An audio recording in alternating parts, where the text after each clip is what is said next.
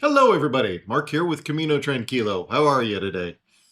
So this week we're back with another question and answer session. These are questions that I've dug up from you good folks emailing me and leaving questions down in the comment sections, as well as a few of the top questions that are hitting on Reddit and the Camino forum. This week we're going to talk about merino wool, village festivals, which are awesome, and how to handle wine and drinking on the Camino. And that one will get a little deep, but we'll talk about that here in a bit. If you have any questions, please leave them down below, or you can email me at askmeacaminoquestion@gmail.com, and I will get back to you. And if it's good, we'll answer it here as well. Gotten a lot of good interactions this week. Had a lot of fun. So this week, we're back to the favorite things. And this, I just got done mowing, just like last week.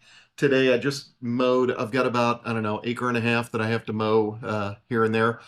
And my wife and I played around with the irrigation system. So this, and it's getting hot. It was nice this morning, but it's getting hot. So this week, we're back to the fun stuff. I have a Cerveza con Limón.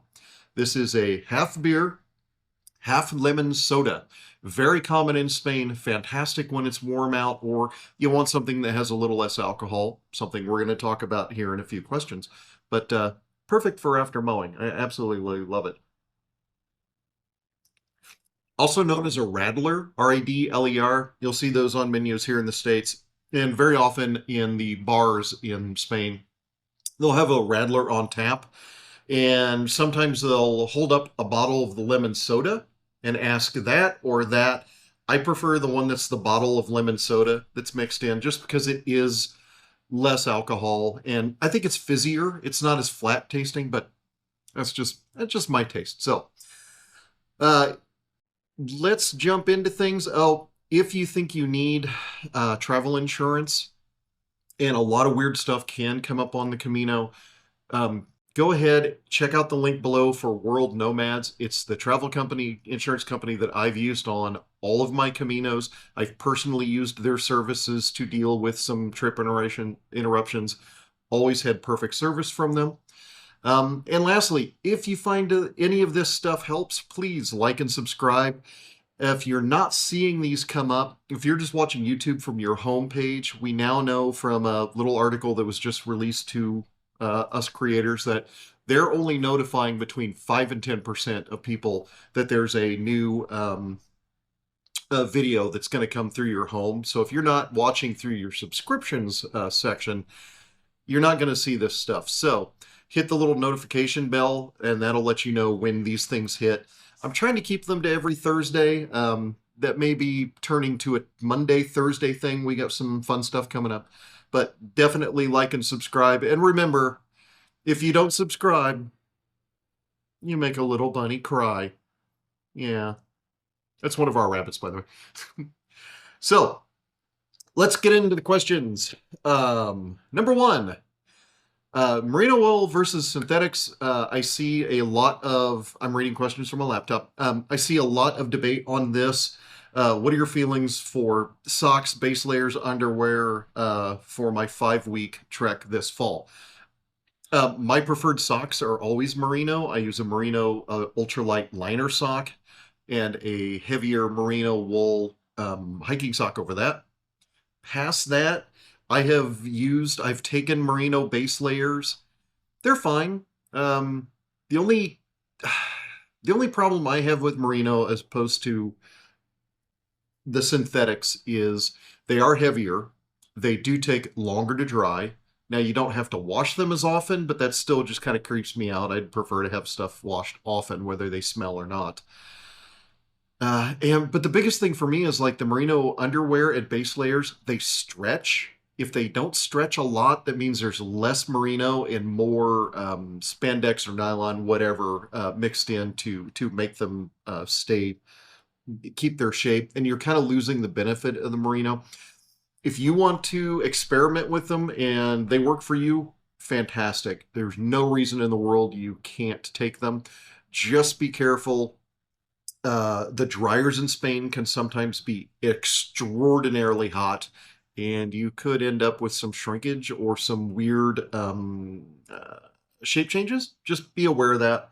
But yeah, Merino for socks, I'm absolutely sold on. I have my winter Camino coming up. I may take a Merino base layer. I need to review the historical weather again to see what kind of temps I can expect to be experiencing. I don't really think I need it because I'm kind of a big guy and I run hot, but we'll take a look. And then when we get further into the winter Camino stuff, we'll talk about my pack load. But yeah, if you want to give it a try, nothing wrong. It is expensive if you get good quality stuff. Just be really aware of a lot of the cheaper merino wool stuff you're going to find on Amazon. It's less wool than you might expect. Like smart wool. Trying to think of the other big one. Woolrich. Anyway, the big ones, they have good quality. They are good things. They're just a little expensive, but take a look at them. Absolutely give them a try. Number two, what's the ideal power bank capacity for the Camino? And how do I actually keep my phone, headlamp, watch, earbuds, etc. all charged when albergues may not have enough outlets? That does happen. Absolutely. What you might consider is, now I carry somewhere between a 10,000 milliamp and a 15,000 milliamp.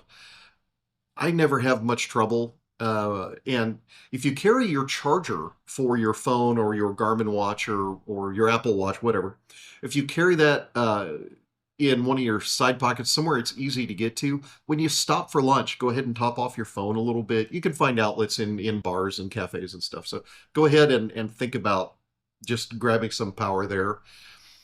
As far as the albergues, you may just have to, okay, maybe I can't charge by my bedside. I may have to go sit in the lounge area, top up, your stuff, do anything that's going to use really hit your battery a lot. Something that has your screen on, like doing your uploads or texting back and forth with family, doing your Facebook stuff, Instagram stuff, Snapchat, whatever. You might want to do that while you have power, but you don't need a giant battery pack unless you're taking a lot of weird big electronics, and I just wouldn't worry about it that much.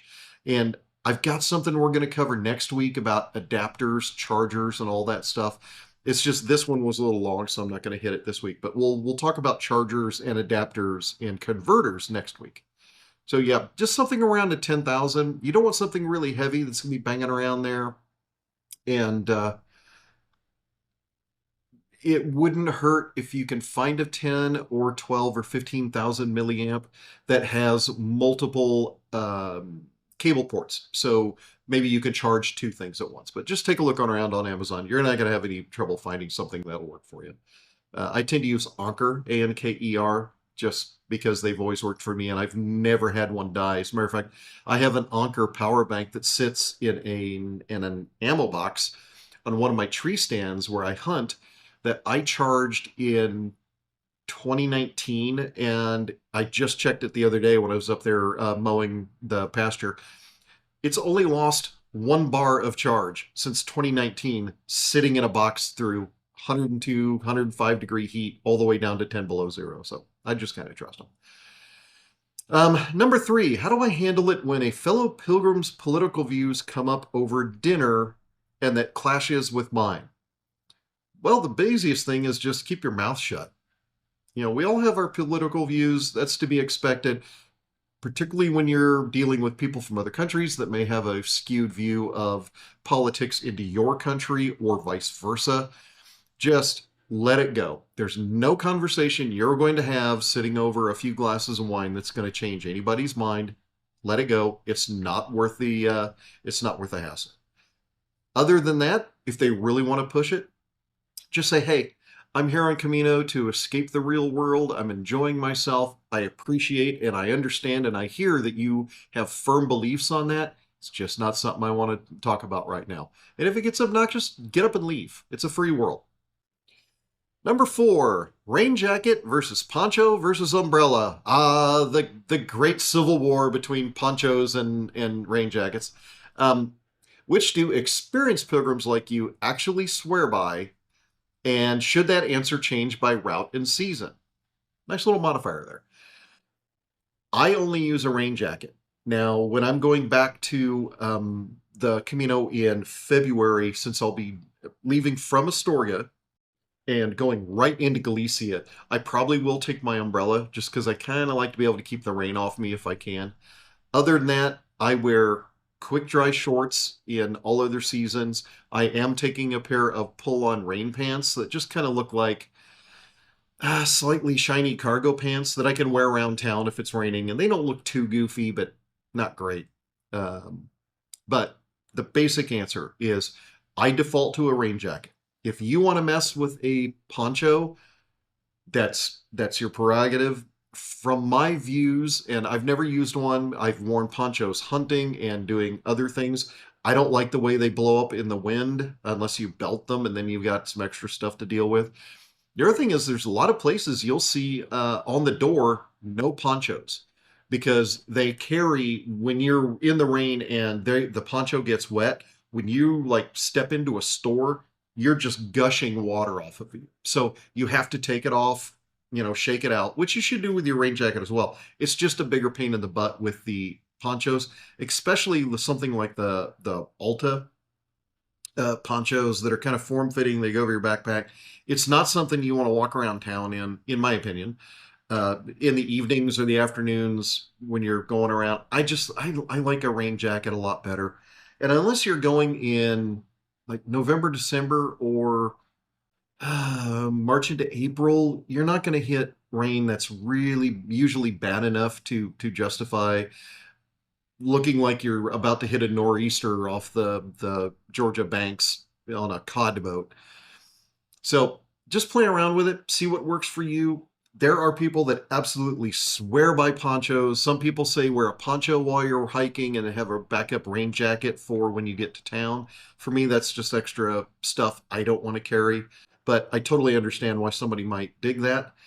And just understand that rain gear really isn't there to keep you dry. It's just keep you get from getting more wet. Um, they don't breathe well. You're gonna sweat. You're gonna get splash up no matter what. So just keep your stuff in. Just keep your stuff in your backpack dry, and you should be fine. Which takes us right into number 5. Um, this person said, "I'm going to do Leon to Santiago in October, November. I'm concerned about the rain. I have my rain jacket picked out. What do you think about pack liners versus dry bags versus a rain cover? Do I need all three, or is one good enough to keep my stuff dry?" That really depends on your backpack. Most of the backpacks that I use are in themselves waterproof. I will still carry a Dyneema or Cuban fiber shell to put over it just because the fabric will of the backpack will absorb a little bit, but I like having that rain shed to get the water off. And also, I kind of think that like if you're walking on the Meseta in summer, even when it's not raining, if it's really dry and dusty, I will put on my rain cover over my backpack just to keep the road dust from the farm roads and tractors passing you by and the wind blowing the dust. It keeps the dust out of all the little pockets and little nooks and crannies on your backpack. It just keeps your backpack cleaner. So I kind of like that. Um, Other than that, pack liners. You can get some Cuban fiber pack liners, which is just like a big bag of the Dyneema that you can drop your stuff into, roll it down, then your backpack closes over that. Then you can put your cover over that, so you've got belt and suspenders and belt, keeping everything dry. The big pack bags, the liners can get a little expensive, 60, $70 for them. The cheap thing that lots of people do in the hiking community is just use a trash compactor bag. You can get a box of trash compactor bags at your Walmart, you know, fairly inexpensively, and just use one of those. It's just a heavy duty plastic bag you drop in. Heck, you can use a trash bag. I've used just a trash bag that I bought in Estella when I was heading into 4 days of really hard rain back in 2020. So I just used a regular trash bag. The only downside of those is they're very noisy if you need to get into them in a crowded albergue. But I would say don't spend the money on the expensive pack liners. Do something cheaper. Dry bags. I do pack everything in Dyneema roll down dry bags, and I've showed them before. I'm not going to get one now. I just like having that extra bit of insurance against my stuff getting wet. Now, the downside of those is if you have something that's slightly wet that you pack into them, they're not going to dry in there. So just be aware your stuff needs to be very dry before it goes in. But once it's in there, you could literally hold these things underwater and it's not going to let the water in. So yes on the dry bags. And so by dry bags, I really mean the Dyneema ones, the ones you can find on Amazon or at Walmart or other hiking stores. They may be a rubberized material. Those for like canoers or kayakers, way overkill, and they are very heavy. That you don't need. If you want to go cheap, gallon and 2 gallon Ziplocs. They work just fine. If this is your first Camino, you don't know if you're gonna go back, a gallon or a 2 gallon Ziploc, it costs pennies and it's gonna work for the 4 to 6 weeks you're gonna be there. It's gonna work just fine. So think about that as well. So here's the big one.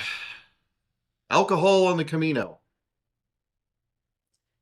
This individual says the more he reads, the more YouTube content he watches. There seems to be the Camino seems to be very alcohol focused, and while he is not sober or he doesn't have problems with alcohol, he doesn't like to go out and drink very much. Is the Camino culture uh, friendly to that sort of thing?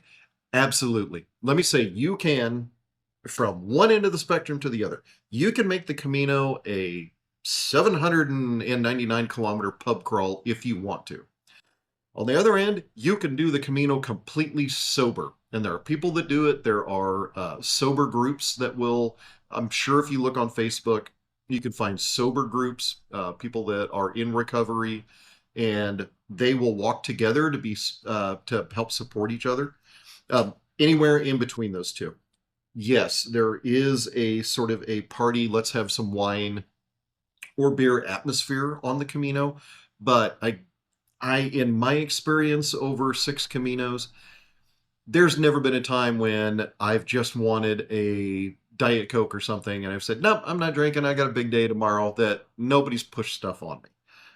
If you are in a group that starts doing that, find another group to be with. It's not your job to conform to their behavioral patterns. The one thing I would say is, if you're sober and you have a trigger towards being around alcohol. Like, I have members of my family that are in recovery and they're okay with being around other people that are drinking as long as it's not to us in excess and they're not dealing with drunk people. If it is a trigger for you, I have an entire episode of the Couch to Camino project from last year where I talk about bars and the importance of bars to Spanish social life and Spanish village life. The bar is where you get your breakfast, you get your coffee, you get your lunch, you get your snacks, and on the bar there's going to be alcohol. Behind the bar there's going to be alcohol, but that's where all the food and everything is for a lot of these small villages. Think of a little hometown cafe that just happens to have hard alcohol and beer on tap. If that's going to be a trigger for you, you're really going to need to craft your Camino schedule, understanding that you're going to be preparing your meals in the albergues, getting the things you need at the grocery store, perhaps making your breakfast and lunch for the next day, having them ready to go so you don't have to walk into these places and be around something that may make you uncomfortable. It's just part of life in Spain. That doesn't mean that everybody drinks in Spain. For people in recovery, I know this doesn't always apply to you, but for myself, there are many times that with certain meals, I like the taste of beer, but I don't want alcohol. So Cerveza zero alcohol beer is very common in Spain. Every bar has it. Musto, which is grape juice, which tastes a lot like a deep red wine, a little more fruit juicy. Musto is drunk all the time with meals if you want the taste of the wine, but you don't want the alcohol.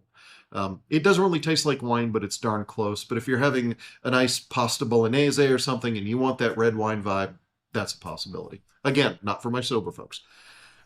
So just there are ways to do it. If you are planning on drinking, uh, be warned. You're going to be fatigued. You're going to be dehydrated. And many times your decision-making capabilities are not going to be at their best. So I'm going to share with you something that a director that I had at Sprint shared with me when we would go out for, we would entertain clients or folks that were wanting to sell us stuff to the corporation. Have one drink. Have one alcoholic drink. Have one non-alcoholic drink. Have one alcoholic drink. Have one non-alcoholic drink. If you have a third alcoholic drink, have two non-alcohol after that. If you're going to go further than that, the rule is one alcohol, two non-alcohol, one alcohol, two non-alcohol. And literally, I have sat at tables and had a glass of wine, and I usually carry a bottle of water with me, or I'll grab the bottle of water off the table and I'll just fill my wine glass and I'll drink a glass of wine or a glass of water or two out of my wine glass. It's also very common to, if you have half a glass of wine and you're starting to feel it, top it up with water. It's really common there. Happens all the time. A friend of ours who runs a wine tour and vineyard tour service in Avignon, France, he showed that to us. He'll at lunch, because he's driving and the blood alcohol limits are very strict in France, he'll have that much wine and that much water. And it's just normal there. So, yeah, just pace yourself, be careful, and consider maybe when you have 4 35-kilometer days on the Meseta coming up, maybe those aren't the best days. Maybe the night you get to Lyon and you've got a down day the next day, maybe that Lyon entrance night is the night that you get out, get some good food in you, have some drinks with friends, and be able to sit around and kind of recover the next day. But there you go. As I have some cerveza. So number 7, what do you experienced pilgrims do about foot swelling? The quote sausage toes phenomenon at the end of the day. Honestly, if you get into the Camino and you have these issues, you may not have trained enough to realize those issues were going to come up. And it happens. Ice, elevation, rest. Not a big fan of doing a compression sock or a compression bandage, like an ace bandage or something. You need to let that swelling go down. But the biggest thing you can do is probably just lay on the floor and get your feet way above your head. And consider cutting down on your salt. Now, I know that's hard. Everybody thinks you need to be pounding hydration supplements when it's very, very hot. But really, a tiny bit of salt. You don't need to overdo it, because that's going to make the problem worse. Just get your feet up, relax all you can, and try to get that swelling down. But if it gets really bad and you get some discoloration or they are hot to the touch, you may have developed cellulitis. Get to see a doctor, go to a pharmacy, ask them if there's a doctor in the neighborhood or in the area that can help you with that, and then take their advice and go see a physician if needed. Number 8, trekking pole tips. I've never had trekking poles before, and the ones I got from Walmart, they come with a rubber tip. There's metal underneath that, and they have disc things that look like badminton birdies. What are these for? How do we deal with them?